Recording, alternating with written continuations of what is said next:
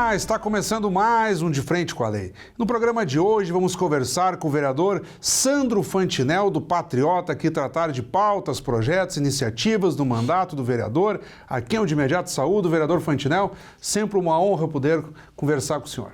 É um prazer estar aqui com você e poder ter essa oportunidade aí de expressar o trabalho da gente e deixar a população a par, né, das coisas que a gente faz dentro dessa casa. Vereador Fantinel, eu tenho sido meio repetitivo junto aos vereadores que passam por aqui nessa reta final de 2022 e que, em última análise, também demarca a metade da legislatura de vocês, do mandato de vocês, nesta atual legislatura que irá até 2024. Então, vocês estão literalmente na metade.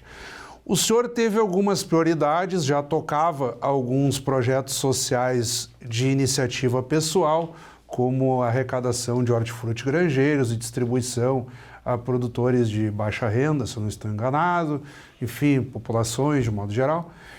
E alguns projetos o senhor entrou e, na medida em que encontrou dificuldades, porque também o vereador tem limitações do ponto de vista legal nas suas propostas, procurou, digamos assim, uma interlocução com o executivo para tornar viáveis essas propostas. A primeira delas diz respeito a um grande programa de reorganização da regularização fundiária, chamado REURB. Foi um projeto de âmbito nacional que o senhor se esforçou no sentido de despertar atenção para a implantação em Caxias do Sul. Houve uma atenção muito grande pela Secretaria do Urbanismo e por aí afora, e hoje é uma realidade. Caxias está aprimorando o processo de regularização fundiária. Eu gostaria de começar por essa iniciativa.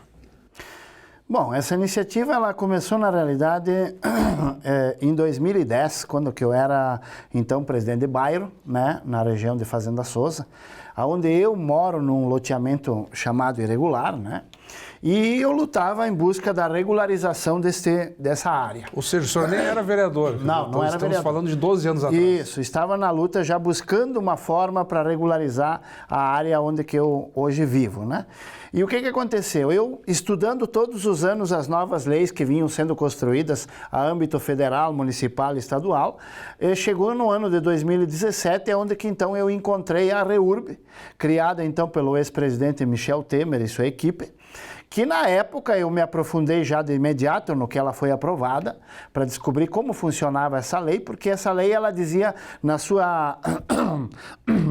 sua iniciação, ela dizia o seguinte, que o presidente Temer chamou sua equipe e disse, eu quero que vocês criem uma lei que me permita regularizar as favelas do Rio de Janeiro e São Paulo. A gente sabe que favela não tem rua, não tem saneamento, não tem isso, não tem aquilo. E ele disse, eu quero regularizar as favelas, eu quero que cada um tenha a escritura da sua laje, para poder vender, para poder deixar para um filho e assim por diante. E aí foi criada a REURB, para regularização de favelas. Eu trouxe ela então para cá, baixei essa lei ali, reuni o que hoje é o meu jurídico, que é o Moser, que na época era vice-procurador do município, né? O que hoje é o meu jurídico no meu gabinete, e mais 3 advogados, onde que a gente fez uma reunião junto e começamos a discutir a situação dessa lei que regularizava favelas. E o que aconteceu nessas várias reuniões que nós fizemos? Que isso teve um custo para mim, não foi grátis, tá? Nós conseguimos transformar uma lei que regularizava favelas numa lei que regulariza loteamentos. Essa foi a transformação que eu e a minha equipe fizemos. Isso no contexto de Caxias do Sul. Isso, porque cada cidade tem as suas regras e as suas situações. Então nós transformamos uma lei que regularizava favelas numa lei que poderia ser adequada a Caxias do Sul, na realidade de Caxias do Sul, para regularizar os loteamentos de Caxias do Sul. Aí depois o senhor retira o seu projeto para propiciar que o executivo apresentasse. Justo. Então, em dia 27 de fevereiro de 2021, meu primeiro ano de mandato, eu protocolei nessa casa a REURB adequada para regularizar loteamentos de Caxias do Sul. Uma semana depois eu fui chamado pelo executivo, que leu a lei que eu tinha protocolado, né? E onde o senhor Adiló disse, olha, é o que nós precisamos, é o que Caxias busca há 4 décadas, né? E aí o Adiló me disse o seguinte, o prefeito Adiló me falou que eu ainda não tinha conhecimento, porque era um vereador tinha apenas assumido, não tinha um âmbito de conhecimento como a gente tem hoje. Então ele me disse o seguinte, se você deixar tramitar na Câmara, esse projeto pode demorar até 3 a 4 anos para vir a plenário. Porque ele vai girar todas as comissões e todos os estudos, para chegar para ser votado pode demorar, talvez nem no teu mandato. Foi o que ele me disse. Mas se o senhor aceitar retirar o projeto do protocolo e depois protocolar ele novamente em parceria conosco o executivo, né? Claro. Nós temos como fazer isso vir em regime de urgência e ele ser votado em 60 dias e foi o que aconteceu. Eu aceitei a proposta do executivo porque eu não entrei para fazer uma lei que me favorecesse a minha pessoa, né? Mas sim a população. E aí eu aceitei, foi feito, veio para plenário, foi aprovado e hoje está aí regularizando a maior parte da nossa cidade, inclusive o loteamento onde eu moro. Vereador, mudando um pouco de assunto, vamos continuar acompanhando esse processo de regularização que é quase que interminável, né? Porque né, as pessoas têm dificuldades de renda e aí muitas vezes até são vítimas de supostos empreendedores que ocupam áreas e quando vê já estão lá ocupando e revendendo terrenos e aí precisa de benfeitorias do órgão público, água, ligação de luz e por aí afora, então isso não termina nunca, mas oxalá que com o seu projeto seja melhor enfrentado. E ao que indica está sendo melhor enfrentado, que começou, digamos assim, com uma ideia do senhor, mas já é um projeto da cidade, não é nem mais do vereador Sandro Fantinel. Foi a minha contribuição, no caso. Digamos assim. Vereador, o senhor também tem feito indicações e se preocupado no sentido das chamadas concessões também, para que o município, digamos assim, não é transferir responsabilidade, mas é tentar se aproveitar de parcerias com a iniciativa privada para, digamos assim, tornar mais eficiente a prestação de serviço público. Como é que tem funcionado também essa outra forma de interlocução com o executivo em bem do exercício do serviço público? Uma construção também essa feita dentro do meu gabinete pela minha equipe, onde que a gente chegou ao ponto de construir 2 projetos com o mesmo nome, porém distintos, né, para os projetos de concessões, que depois no final a gente viu que não tinha como nós protocolarmos esse projeto porque ele ia ser considerado inconstitucional, porque ele geraria custos para o município em questões de SENLIC e assim por diante, né, licitações e tal. Então, como não poderia protocolar esses projetos, eu fui então ao encontro do executivo e fiz em forma de indicação. Então eu fiz 2 indicações, a indicação das concessões de praças e parques e a indicação das concessões para prédios públicos. Então, vamos pelo primeiro, praças e parques, o que significa? Significa que hoje a prefeitura ela gasta um dinheiro exagerado, que ela não tem, e ao mesmo tempo ela não consegue fornecer um trabalho de excelência para a população. Então nós vemos aí parques e praças abandonados, com brinquedos quebrados, com calçadas quebradas, pichação, capim alto e aquela coisa toda, e a prefeitura não conseguindo dar conta de cuidar daquilo ali para que a população tenha um serviço de excelência para poder desfrutar. O projeto das concessões, o que ele permite? Ele permite que uma pessoa, tanto física como uma empresa, enfim, qualquer ramo que tenha interesse, possa pegar a concessão daquela área, daquele parque, daquela praça e colocar lá, por exemplo, um outdoor da sua empresa.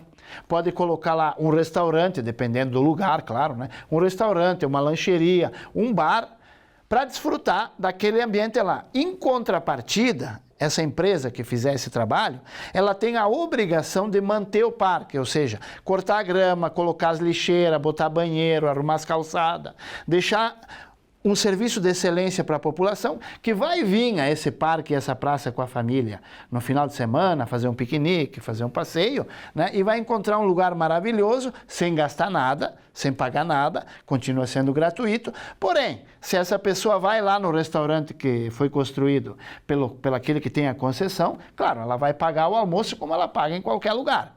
Então, o que significa a concessão de praças e parques? Em poucas palavras, ao invés dessa concessionária que pegou o local ali, pagar um aluguel para a prefeitura por ter construído numa área pública, Ao invés de pagar o aluguel, ela assume o compromisso de manter aquele local por um tempo. Por um tempo. E o senhor, em parceria com outros vereadores, entrou com uma proposta de emenda à lei orgânica no sentido de alterar um artigo. A lei orgânica é uma espécie de carta magna, é a Constituição do município. Assim como tem a Constituição da República Federativa do Brasil, nos municípios chama-se a lei orgânica.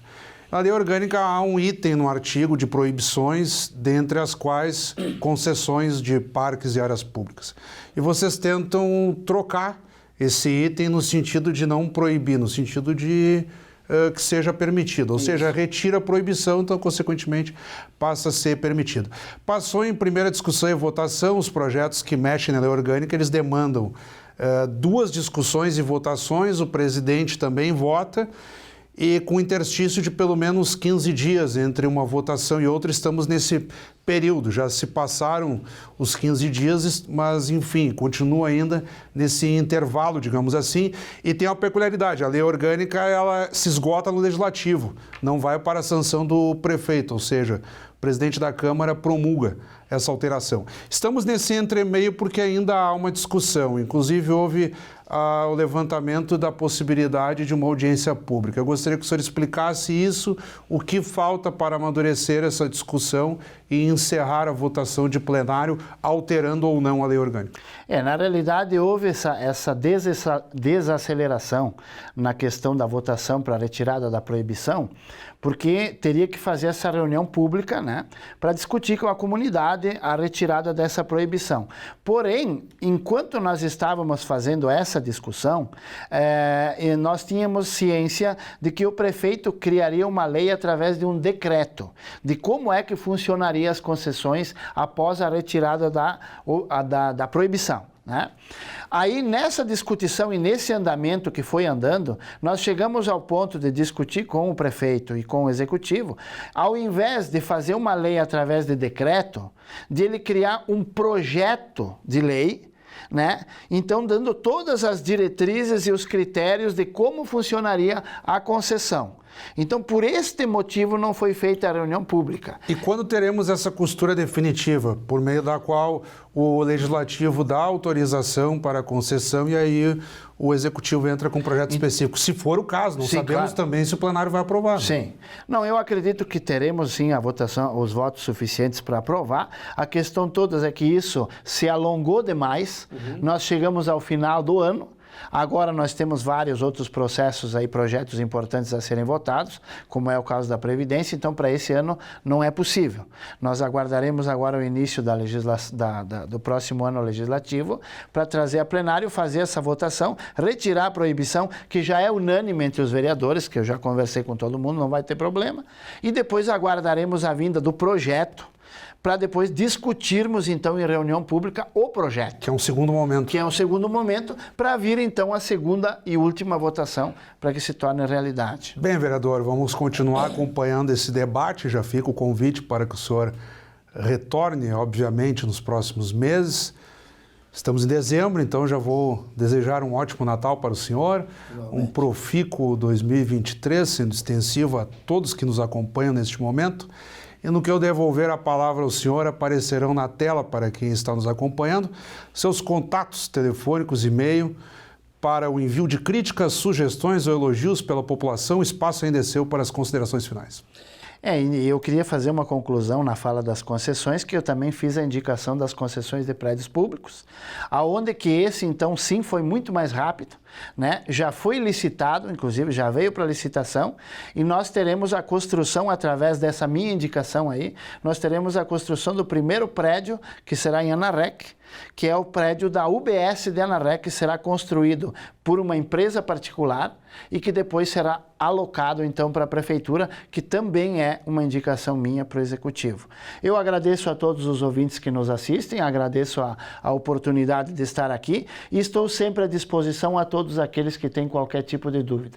Meu gabinete, como eu sempre disse, ele tem partido e não tem, porque as portas estão abertas para todo mundo.